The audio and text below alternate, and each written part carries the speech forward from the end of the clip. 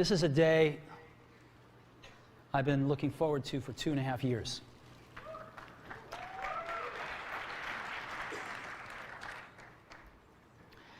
Every once in a while, a revolutionary product comes along that changes everything.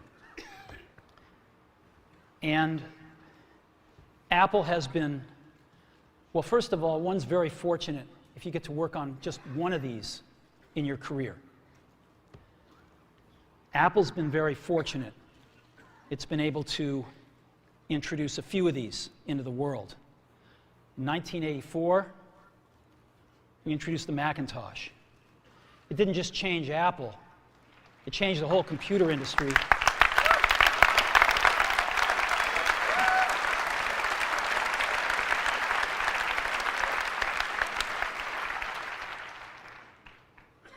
In 2001, we introduced the first iPod. And it didn't just change the way we all listen to music. It changed the entire music industry.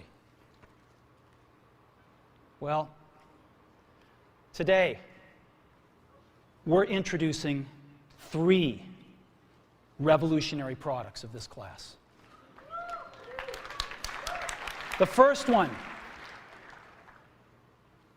is a widescreen iPod with touch controls.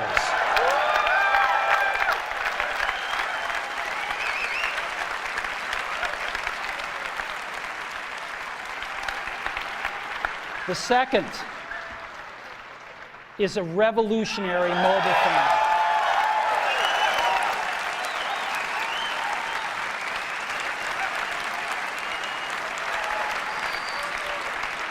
And the third is a breakthrough internet communications device. So, 3 things: a widescreen iPod with touch controls, a revolutionary mobile phone, and a breakthrough internet communications device. An iPod, a phone, and an internet communicator. An iPod, a phone. Are you getting it? These are not 3 separate devices. This is one device. And we are calling it iPhone. Today, Apple is going to reinvent the phone. And here it is.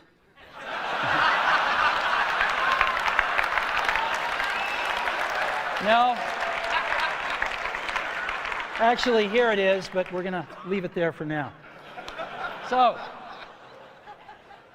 before we get into it,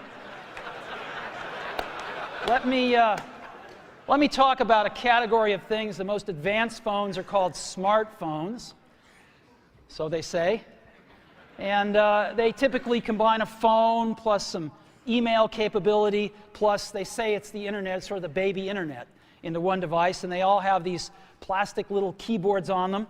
And the problem is that they're not so smart and they're not so easy to use. So if you kind of make a Business School 101 graph of the smart axis and the easy to use axis, regular cell phones are kind of right there. They're not so smart and they're not so easy to use. But smartphones are definitely a little smarter, but they actually are harder to use. They're really complicated. Just for the basic stuff, people have a hard time figuring out how to use them. Well, we don't want to do either one of these things. What we want to do is make a leapfrog product that is way smarter than any mobile device has ever been and super easy to use. This is what iPhone is. Okay? So, we're going to reinvent the phone. Now, we're going to start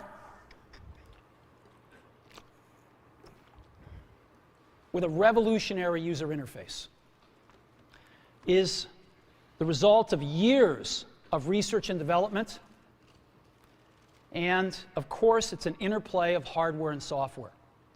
Now, why do we need a revolutionary user interface? I mean, here's 4 smartphones, right? Motorola Q, the BlackBerry, Palm Treo, Nokia E62, the usual suspects. And what's wrong with their user interfaces? Well, the problem with them is really sort of in the bottom 40 there. It's this stuff right here. They all have these keyboards that are there whether you need them or not to be there.